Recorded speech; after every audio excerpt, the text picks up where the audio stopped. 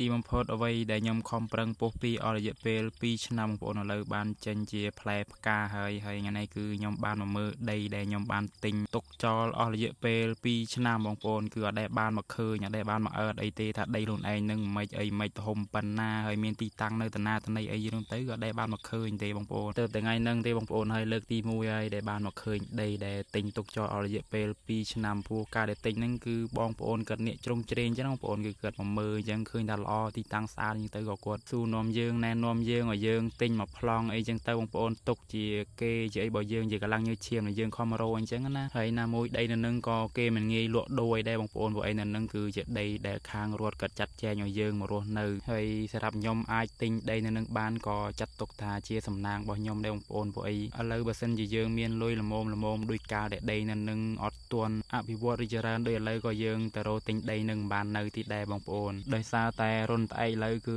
មិនមែនដូចជារុនត្អែកកាលពីលើកមុនទីទេឥឡូវគឺកែប្រែច្រើនណាស់បងប្អូនបើតាមខ្ញុំចាំកាលពីខ្ទង់ឆ្នាំ2020បងប្អូនគឺខ្ញុំធ្លាប់មកលេងនៅនឹងម្ដងព្រោះឯងកាលហ្នឹងគឺគេទៅចែកដីដំបងហើយបងស្រីរបស់ខ្ញុំក៏គាត់ទទួលបានដីនៅនឹងដែរហើយខ្ញុំក៏មកលេងផ្ទះគាត់អញ្ចឹងណាហើយកាលហ្នឹងជិះមកដីហុយតឡូបងប្អូនអើយសេតតែ10សេតតែព្រៃតែឥឡូវលងផុតទៅអស់រយៈពេល5ឆ្នាំហើយបងប្អូនពេលដែលខ្ញុំបានមកឃើញម្ដងទៀតគឺភូមិនឹងគឺកែប្រែច្រើនណាស់ឥឡូវមានទាំងវត្តអារាមសាលារៀនសាលាក្រុងហើយផ្សារយរួមទៅគឺមានមកសពគ្រប់បែបយ៉ាងបើនិយាយពីផ្លូវវិញគឺថាខ្វាត់ខ្វែងបងប្អូនគឺមានទាំងផ្លូវកស៊ូហើយនិងផ្លូវបេតុងមិនថែមតែប៉ុណ្្នឹងទេបងប្អូនតាមដងផ្លូវហ្នឹងក៏គេមានធ្វើជាប្រព័ន្ធលូសម្រាប់រំដោះទឹកអញ្ចឹងបងប្អូនពេលដែលមានភ្លៀងអីមកគឺវាហូរតាមប្រព័ន្ធលូនឹងចូលទៅបឹងតាមអីអញ្ចឹងណាហ្នឹងហើយបងប្អូនអរគ្នាហើយមុនមិញហ្នឹងគឺខ្ញុំកំពុងតែធ្វើដំណើរតាមផ្លូវដើម្បីមកទីតាំងដីរបស់ខ្ញុំហើយឥឡូវគឺបានមកដល់ហើយបងប្អូនតែរកដីអត់ឃើញទេបងប្អូនដោយសារតែបងរបស់ខ្ញុំនឹងគាត់អត់ដែលសូវបានមកអញ្ចឹងណាហើយមកដល់គេរៀបចំច្រើនផ្លែទៅវិញទៅគាត់វិញ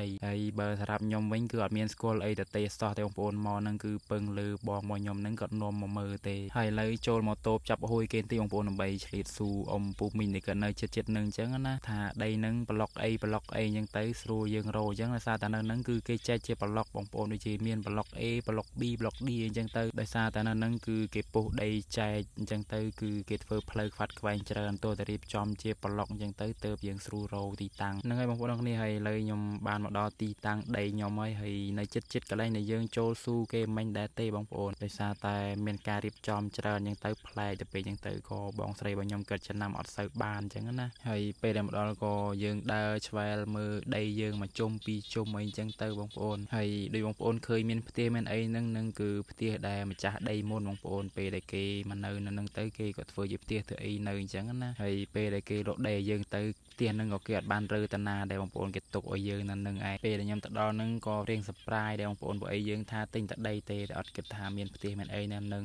ហើយផ្ទះហ្នឹងគេធ្វើតាំងពីដំបូងពេលដែលគេមកនៅដីនឹងការដែលនៅមានព្រៃមានអីធម្មតាផ្ទះពេលដែលគេមកនៅដំបូងអញ្ចឹងគឺអត់ទាន់ហ៊ានធ្វើធំតែម្ដងទេបងប្អូនដោយសារតែម្ចាស់ផ្ទះម្ចាស់ដីហ្នឹងគេអត់គិតថាគេត្រូវនៅនឹងបន្តមួយក៏មិនដូចជាជាក់ស្ដែងអញ្ចឹងបងប្អូនគឺគេត្រូវលក់ដីហ្នឹងមកឲ្យខ្ញុំហ្នឹងហើយបងប្អូនគ្នាហើយឥឡូវបន្ទាប់ពីខ្ញុំបានមកដល់ដីបានមកឃើញអីចឹងហើយក៏មានចប់មានអីស្រេចយកមកពីផ្ទះបងយកដើម្បីមកធ្វើការកាប់ឆ្ការព្រៃដែលដុះជុំវិញដីរបស់យើងហ្នឹងបងប្អូនយើងទ្រូខ្លះអញ្ចឹងទៅបងប្អូនដោយសារតែឥឡូវព្រៃនៅដុះតិចដែរបើសិនតែយើងអត់ឆ្លៀតអញ្ចឹងទេគឺ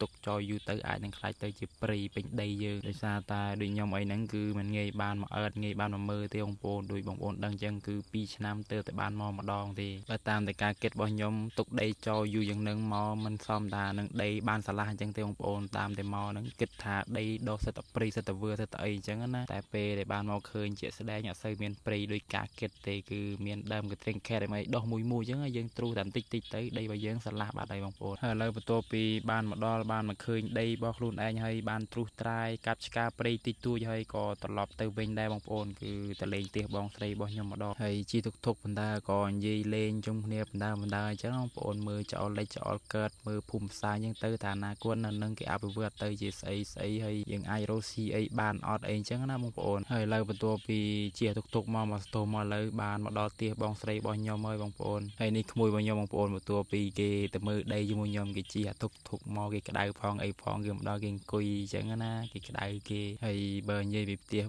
បងខ្ញុំវិញក៏ទៅតែធ្វើដែរទេបងប្អូនហើយម្ចាស់ដែលបានមកនៅទេគឺនៅធ្វើការតែនៅក្នុងក្រុងយូរបានមកលេងម្ដងបងប្អូនបានឃើ ยยังคือเลยเย่เลยใหญ่เลยซาแต่มาจอดเนยก็อดบ้านรีบจอมไอ้จังนะนังบ้านสะอาดกรวนพ่อมองปนในซาแต่กดมาดอลมุนยมไอ้กดบ้านสะอาดบ้านจุดใดจุดไอ้คลาคลายังเติมเมื่อเตยเคยสะอาดกรวนเฮ้ยยมในเว้นดาชแวก็เลยจ่อก็เลยล้างเคยเมียนทองปลายสายมองปนบองสายยมก็ติงตกสลับยังเติมหบยมเคลียคือเมียนดำขันหน้าเมียนไอ้จังมองปนกรชมากรไอ้เมื่อเตยตะนงเจียเครื่องเพลียวมองปนเฮ้ยมาเบิกทงนี่คือเมียนใส่โกเมียนไอ้สายเตี้ยแต่ดอลมาเพิ่มหบเจียแสดงเมียนเพลียเดียวมองปนคือขนาดตึกพเนจโดยซาแต่บองไล่บอยมนั้นเกิดโจเจตอันหนึ่งไอ้บางปนไว้ยมทลบเฟยกดโฮบ้านมาดองปีดองจังก็กดยามจังนะอ้อยแต่เปจูบยมไตรเฟยไอ้โฮจุ่มเนียจังดังตะกดก็มองขนาดตึกพเนจยังไงบางปนเฮ้ยยมในก็เมียนบองยูบางปนประตูต่อปีใช้มือกรึงกรึบยังเมียนสับกรุบเฮ้ยก็ริบจอมจับดามบ่อสมบ่อดามกันนาไอ้จังเตอให้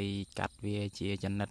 ดมไอ้จังเตอให้ตึกดาวไอ้นังดำเตรียมตกสลายบางปนสำหรับยังดักสโลดามกันนาให้มนนังดักสโลนังก็เมียนประแทมคลันประแทมไอ้ตีได้บางปนคือน้ำใบย่อยดามกันนาบ่เยนังปัวเนอแต่สโลบานยูบางปนให้นี่ดามกันนาบ่เยบางปนประตูปีดักสโลเวียบานมาตัวมัวเลยคือเวียลังสปัวไว้ให้ก็จับประเดิมโยเวียตือจะตึกแจ้งบางปนน้ำใบยังโยเวียตะตามตะกอมาตองเตียให้กระโดดเฟิร์มโฮมอาจารย์นั่งคือเตรียมเมียนจะนุยกาปีใบเนียบางปนมันเฟิร์เจงเตอแต่เมียนเนียจุยกันกระเจงเมียนเนียกันกำราจำทอจำไอ้ยืนเตอคือยิงใหญ่บางปนตรมแต่บ้านโฮมมาโฮมมาหมกนึงให้นี่บางปนนำคณะบ่เยืองดะสโลเฮ้ยจะสะตึกไอ้สะอาดยังเตอก็โยตะตามตะกอมาตองเตียยังเตอน้ำใบอ้อยดามคณะบ่เยืองนั่งกันแต่สรุยงานบางปนชลิดเปยเยืองดะตามดามคณะไอ้ตะเจียยังเตอก็ยมบกตะไตก็กองตกเฮ้ยให้บองแสดงว่ายมนึงกดก็ช่วยหันตะกอนไอ้จังนะบางปนช่วยគ្នាมาได้มาเจอยังเตอน้ำใบยังชาบ้านโฮแล้วรูดบ้านบางปนจะประเดิมดูดะจานให้มาโฮมาหมกนึงก็